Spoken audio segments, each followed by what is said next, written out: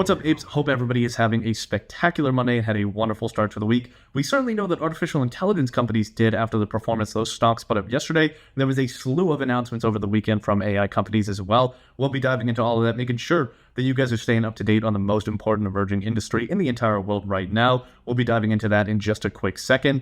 Then, of course, we got some major stock movers of the day. Some are looking pretty good, like those artificial intelligence companies. And then, of course, we have some absolute pathetic embarrassments, like names like Fisker, which might have just had the final nail put in the coffin. We'll be talking about that in just a quick second and giving all of our thoughts along the way. Then, of course, we'll finish off with some classical wild speculation.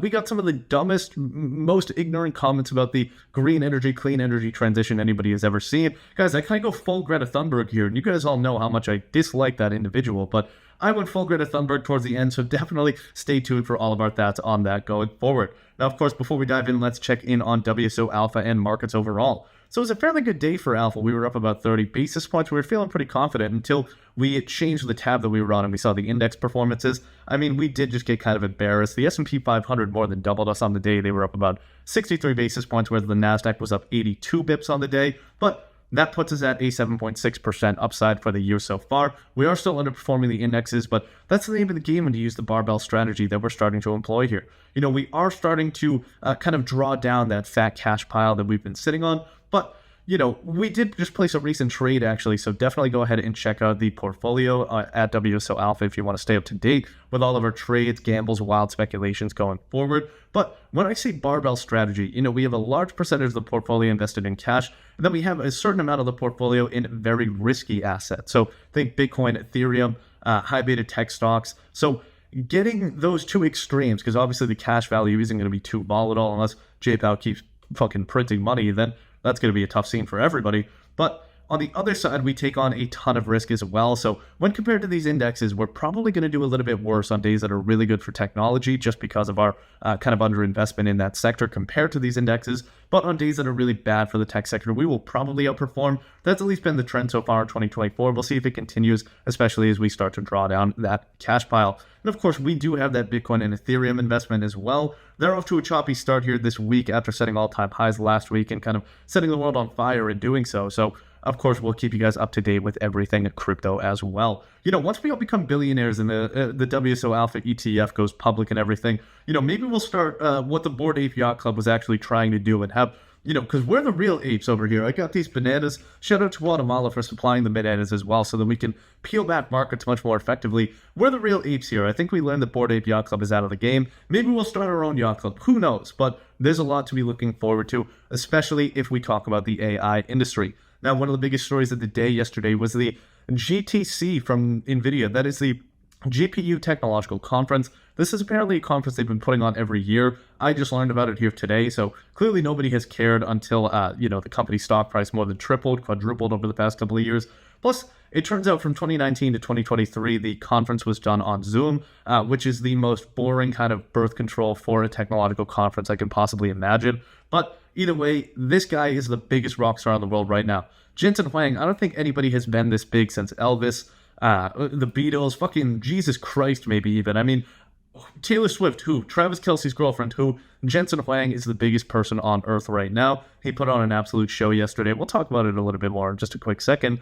Then, for a second banana bit of the day, we got home builders feeling very confident. For the first time in quite a while, the confidence levels among home buyers are actually above that threshold of about 51. So this is several months in a row that home builders are getting more and more confident in the housing market. If only we could say the same thing for home buyers like myself. I mean, if anybody else is out here thinking or delusional enough to think that they might be able to buy a home in the United States in 2024, please come and commiserate with me. I'm free any time. Now, of course, moving on, UBS had a lot of announcements yesterday as well. They came out and said that they were going to be targeting mergers and acquisitions in the United States specifically. That was a little bit weird because they're also kind of looking to become the quote-unquote Morgan Stanley of Europe. I don't know why anybody would want to be the Morgan Stanley of anything, but that's exactly what UBS is going for. We'll see how it works out for them. It's easily the most noise coming out of that bank since last year's forced merger with Credit Suisse. So a lot of fun stuff going on in Switzerland. Then, of course, we got a great quote from one of our favorite writers here, Mr. Ben Carlson of the blog 𝗏𝗏𝗽𝗏𝗪 of Common Sense. He came out and said there's a bull market and bull market indicators flashing red right now. I mean, if you guys are ever feeling down, like there's no hope for the world, just go ahead and click into Ben's blog. I mean, nothing's going to make your heart feel warmer. It quite honestly feels like a digital or like a reading version of your dad petting you on the head and telling you that everything's going to be okay. So that was an absolutely phenomenal read for us here this morning. All right, let's go ahead and get into some of the major stories of the day. So first, we were talking everything, everywhere, AI at once. Now, there was a lot of noise from the industry over this weekend. We're talking about artificial intelligence. We're talking about the discovery of fire, the invention of the wheel, discovery of gravity, the invention of Applebee's Dollaritas. I mean, that's how big the artificial intelligence development is going to be. Now, people way smarter than me are saying that this is going to develop over time, but it seems like it's happening a lot quicker than anybody expected, especially with a lot of the announcements here this weekend. Now, before we get into the weekend's announcements, we do have to talk about the quote-unquote AI Woodstock, as one analyst called it, that took place yesterday and is actually taking place through Thursday, the 21st this week. And that's NVIDIA's GTC, the GPU Technological Conference. This is a technological event. It's literally just for them to announce chips and processors, and there's 11,000 people in attendance. I didn't know 11,000 people knew what microchips were, but apparently they do. We got executives from OpenAI, XAI, Microsoft, Apple, all in attendance to see Jensen Huang perform. Now, for comparison's sake, we took a look at what the attendance was at some of the most popular tech conferences in history. There was about 250 people in attendance at the launch of the iPhone. That ballooned by 4 times to 1,000 people for the launch of the iPhone 15. That's still a lot less than the Windows 95 launch, which had about 1,400 people in total. And NVIDIA's GTC almost 10x that at 11,000 here today. And this is a 3-day conference as well. I mean, if you guys don't remember, Windows 95 launch, that was it was like a 1-hour thing, and it was the cringiest performance of all time. That's when Bill Gates, Steve Ballmer, and all those other Microsoft losers got up on stage and started dancing around and humiliated their children for the rest of their entire existences. Now, still, Jensen Huang was able to attract a larger group, and who is surprised when he come out and announce the world's most powerful chip? That's exactly what Huang did yesterday. The Blackwell is NVIDIA's new killer product. Now, everybody's been freaking out about the Hopper GPUs, things like the H100, the H200, this built on top of the A100 and the A200 that they were kind of big on in 2022. Then the H took over for 23, and now it's the Blackwell going forward. It's not just chips, it's actually a whole kind of package platform. It's chips combined with software that you need to actually develop on these chips. I'm certainly not smart enough to understand that stuff, but either way, people were absolutely freaking out about it. NVIDIA's stock was up like a rocket on the announcement. But taking a step outside of NVIDIA's nerd rave, there was a ton of other exciting announcements in the AI industry. One was pretty paradoxical, however, coming from Apple and Google. So at the same time, Apple and Google announced that they were in negotiations for Apple to be licensing Gemini, Google's most developed large language model, or LLM, on iPhones going forward. But at the same time, researchers from Apple released a study or a research report describing their latest developments in LLM technology. They actually announced the release of an LLM called MM1. Now, this isn't available to the public. It's just for actual smart people who know what's going on with these things. I went ahead and tried to read the research paper. I couldn't get more than a couple of sentences in, but thankfully there was a bunch of pictures at the bottom, and we all know that pictures are much more my speed than big scary words. And it actually did some cool shit. Like the example that I have in the piece here, definitely go check it out. But this LLM was able to take in pictures and then guess the temperature in Celsius of those images. Personally, I have no idea what a Celsius is. It sounds to me about as fake as a kilometer or some shit like that. But either way, it was able to guess the temperature pretty accurately here. Definitely some impressive stuff from this LLM. But it was a little bit weird to hear that Apple is going to be licensing Google's technology the same day that they announced that they were developing their own. It does show that Apple is getting in on the AI game, but it's a little bit weird that they're more confident in spending what's sure to be billions of dollars to license Google's Gemini than just using their own. So clearly that would suggest that Apple is still behind in the game, but who knows? Like I said, there's a lot of other announcements to get into, so let's go ahead and focus on those. The other big announcement that came over this weekend was from Elon Musk's XAI. So this is his competitor to OpenAI, and they actually want to keep things transparent and actually use that term open accurately, unlike Sam Altman and the rest of the OpenAI team. And in doing so, XAI released the details of Grok 1 over here this weekend. They basically released the weights and architecture. Again, no idea what that means, but way smarter people that know about technology were freaking out about it, saying that it was crazy. This is a 314 billion parameter model. That's more than 10 times the size of the 30 billion parameter model that Apple is talking about in their research piece. and it's also more than 2 times the size of GPT 3.5. So very capable model here, and this is only Grok 1. They're going to keep publishing this stuff allegedly as they develop more and more models. We can't wait to see what's going on going forward, but it's good to see that XAI is actually committing to that open name. All right, but we got a lot of other stuff going on over this weekend as well.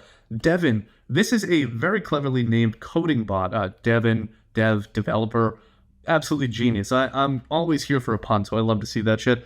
They went absolutely viral on X, showing off that the LLM was not only able to code this complicated thing entirely on its own, but it was able to log into Slack, reach out to other developers on the team, and ask them questions about what the goal of the assignment was. So that was absolutely crazy. Everybody was freaking out at seeing that. And then everybody was also freaking out because Vermont Senator Bernie Sanders, you know this guy is always on some bullshit. He came out and proposed legislation for a 32-hour work week to be the new official standard here in the United States with no pay reduction. Has anybody ever been lazier than this guy in their entire lives? I know most of you guys out there are contributing 80, 90 hours a week to create shareholder value better than any other country in the world, as we should be. Who wants to chill, enjoy life, have fun with their friends and family? That sounds absolutely horrible to me. I want to be strapped to a desk with my knees and back hurting while I plug away on Microsoft Excel. That's my dream. That's what I live for every day, and I hope it's the same for you guys. But, it would be pretty cool to only work 32 hours a week and still get paid the same. Somebody tell Patrick to do that for me. That would actually be fantastic.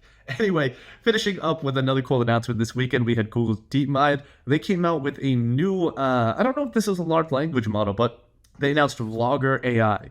And this is effectively a technology where you can upload an image like I'm sitting in right now. Like if you screenshotted this, you can upload this image of me. And basically what it will do is impose bodily movement. So this thing is capable of replicating full upper body movements. So it takes a still image and puts it into effectively a video. It's a little bit hazier of a video than the image is, at least right now. But so you can, in theory, take an image of any person, move it over into this technology, and you could create full range of motion in their upper body.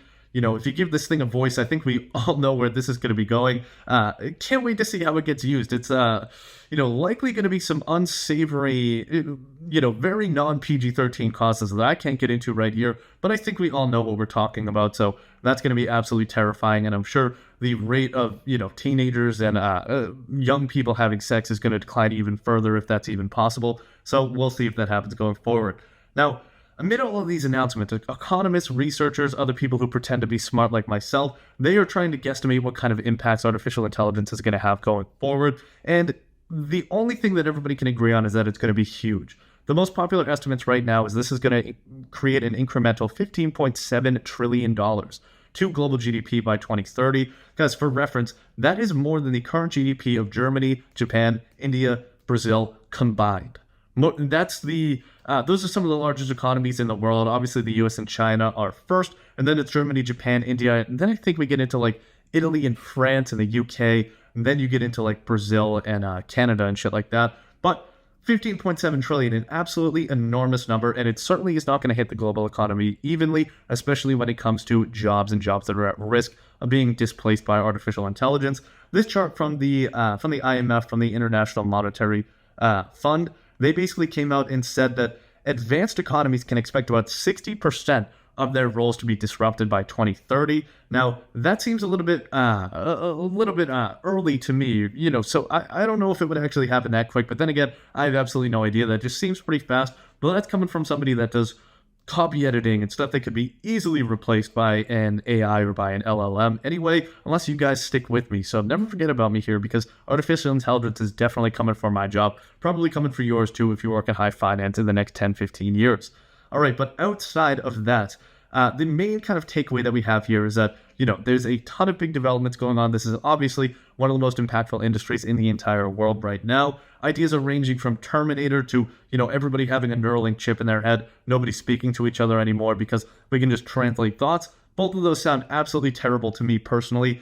So let's just keep our fingers crossed neither one happens, at least for a little while longer. But of course, we'll see what happens. Let's move into some of the stock moves of the day. Of course, we have Apple, one of the biggest players in the AI industry and in everything tech related. They saw their share price rise. Let me go ahead and check, because I didn't actually put it in the piece just yet. They saw their share price rise about 4.6% on the day. Quite honestly, they opened up very high and then traded lower for most of the session, likely on a little bit of the simmering down of their announcements with Apple. That might have to do with the fact that the MM1 research paper was released. Maybe people are thinking that they're not actually in very serious negotiations, but that's effectively what happened to the company yesterday. There wasn't a whole lot of other news, so that was really the only thing that I could find that actually drove it. Let me go ahead and take a look at what Apple did on the day meanwhile, because I'm sure it had a similar movement. It was up about 64 basis points, traded lower pretty much the entire day. From around noon, Apple actually lost about 1.5%. That's a pretty hefty loss when you're as big as Apple, but still an interesting trading day for those companies. Tesla had a big update as well. They actually had some positive news coming out that we don't necessarily have to question. They rose about 6.31% on the day. Going to have to go ahead and reverse those before tomorrow, but the company basically came out and said that they are not only not going to be cutting the prices of their Model Y edition, but they're actually going to be raising the prices by $1,000 here in the US, and then screwing European buyers even more by raising it by 2,000 euros. Now, it makes a whole lot of sense considering the position that Tesla is in. They've been doing price cuts for over the past year or so, and it apparently hasn't spurred the compensatory demand to, be worthwhile continuing to cut and increasing that demand overall. They're keeping prices high so that they can suck in that revenue. And why wouldn't they be doing so when countries like the United States and all across the European Union are incentivizing the shit out of buying electric vehicles? Now, China is likely going to continue to see some cost cuts because the incentives are much worse over there. It's much lower dollar amounts, but that is it's clearly where the industry is headed in the US, across China, and across Europe as well. So it was an interesting announcement. It got investors hyped up because the big concern with Tesla over the past couple of years has been margin compression. Everybody knows that at this point, but that's what investors have been freaked about, is the kind of declining margins of the company. So seeing them raise the price of their products, definitely a good sign for investors right now.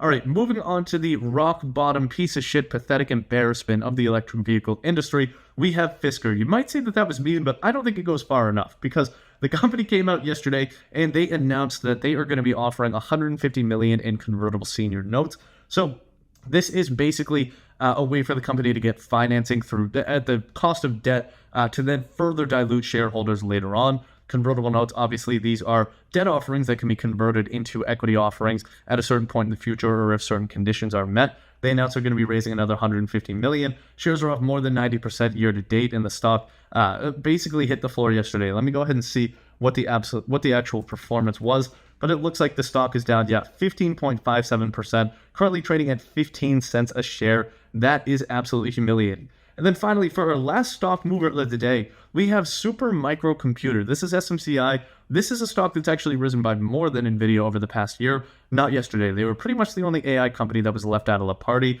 losing 6.38%.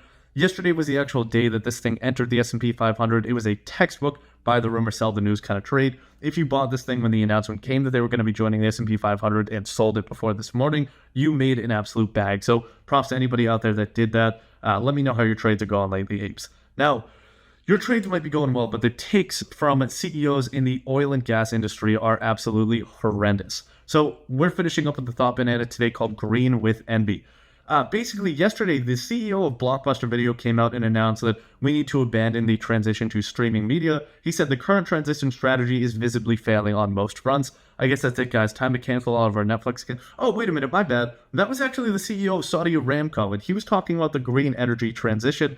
This guy is smoking copium. I mean, nobody has smoked more copium in their entire life than with this kind of a take, saying that the transition to green or clean energy is going poorly is like, I mean, that's one of the worst takes of all time. That's like saying that the Union was screwed in the Civil War after losing in the Battle of Bull Run in 1861.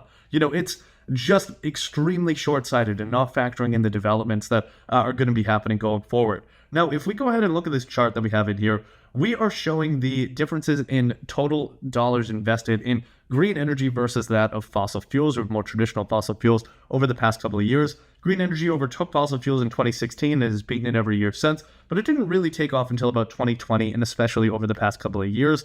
Now it's dwarfing it by almost a third. After a quick Google search, once you hear some idiotic comments like that from the CEO of Saudi Aramco, you learn a couple of things. First, the clean energy transition is absolutely in its infancy, if it's even been born yet. I mean, if this was the equivalent of a human person, you're probably in the third trimester. It's not even alive at this point. But, just don't tell Ben Shapiro I said that, because once again, I don't want that guy coming on here and telling me that fetuses are alive. I don't know what I'm talking about, and I don't want to feel the wrath of that dude. Now, my prediction is that this is going to be looking a lot like Steve Ballmer when he laughed at the iPhone, said that it's never going to take any market share back in 2007. Definitely click the link in the piece because it shows that absolute embarrassment of a moment for him. That guy, I mean, that's the second time that we've been talking about Steve Ballmer embarrassing himself in one video. So you know how it's been going for that guy over the past couple of years. He is a billionaire. I am sure he's not too mad. He's way richer than I could ever dream to be, but at least I didn't humiliate myself and my entire family like that. But anyway, like any technological transformation, this comes down to 3 words. It's not opinion-based. This is factual. I mean,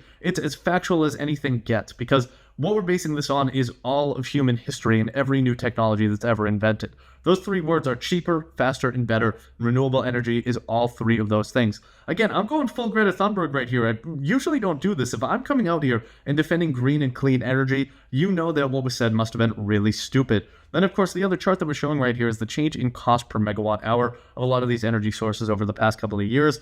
Oil, coal, gas has actually increased over the past century or so, or even more so over the past century, while we're seeing solar is down more than 99% in just the past 50 years. I mean, they're down from more than $100,000 per megawatt hour to around $100 per megawatt hour. Absolutely ridiculous. So that's clearly the direction that we're heading in terms of cost. So that checks the box off for cheaper. Now, when we talk about faster, there's a lot of different things that we can go with. We know Teslas are a lot faster than pretty much every ICE engine in the entire world. So that's one way to look at it, but I think the better way to look at it is in terms of deployment of energy facility. So if we look at a natural gas station, those babies are going to run about 4 years before they're up and running, whereas the average solar and wind farm take about 2 years to do so. So it's a faster deployment, cheaper, requires a hell of a lot less maintenance as well. And that brings us into the last point, which is better. This one's even looser than faster, because how do you define better? We don't really know. But of course, a couple of things to point out in that case. Green energy doesn't run out. We need battery technology to kind of come in and help out with this. But with fossil fuels, you can only fill up a barrel so much.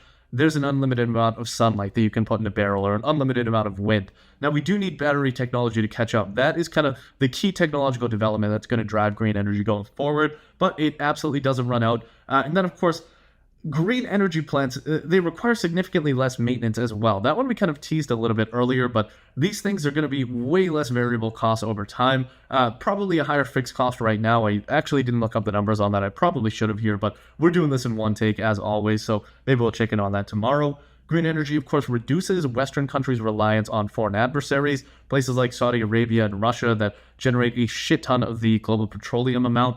This would reduce our reliance on them if we're able to kind of diversify and outsource our energy to solar, wind, other opportunities like that. Then finally, green energy doesn't emit harmful chemicals once constructed.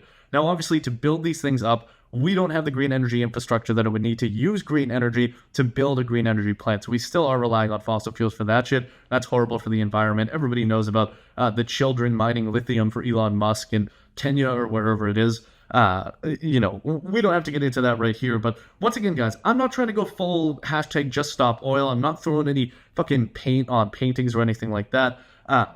But it's just clear that this is the direction that it's going in. For him to come out and say something like this is just plain stupid. Now, I get it. He's the CEO of the largest energy company in the world, the 4th largest company in the entire world. So he's going to come out and talk his book and talk about why the disruption coming to his company is absolute bullshit. But a quick Google search is going to show that rarely have people been more wrong than this guy's take was here today. Green energy is cheaper, faster, better. That's the direction this is going in. Somebody send this video or release this clip to Greta Thunberg. I'm trying to get invited to the World Economic Forum. I promise I won't bring a bomb with me or anything. Maybe I'll wait a couple of years for that. Our questions going forward. Will green/clean energy overtake fossil fuels? Kind of ridiculous that I'm even asking that after what we just wrote and talked about right here. But our next question is, what challenges is the energy sector going to face in that transition? And what does the future hold for fossil fuel companies? Guys, that just about does it for us here today. We did want to finish with a quote related to innovation and kind of technological transformation. We got Mr. John Chambers of Cisco. He said, if you don't innovate fast, disrupt your industry, disrupt yourself, you'll be left behind. Clearly, the CEO of Saudi Aramco has not heard that quote before, otherwise he might be acting a little bit differently. But that about does it for today. Hope you guys are satisfied and nice and peeled back with those markets. That's going to be moving markets here today as we await the FOMC's meeting to get underway here this week. That starts today, ends tomorrow, so we'll get that rate decision at 2 p.m. on Wednesday. You know that we'll be seeing you guys then, and we'll have a lot to talk about. Until then, happy investing, happy trading. Good to see you guys. Hope everybody has a great week. We'll see you tomorrow. And thanks to you, my listeners at Wall Street Oasis. If you have any suggestions whatsoever, please don't hesitate to send them my way, Patrick at wallstreetoasis.com. Until next time.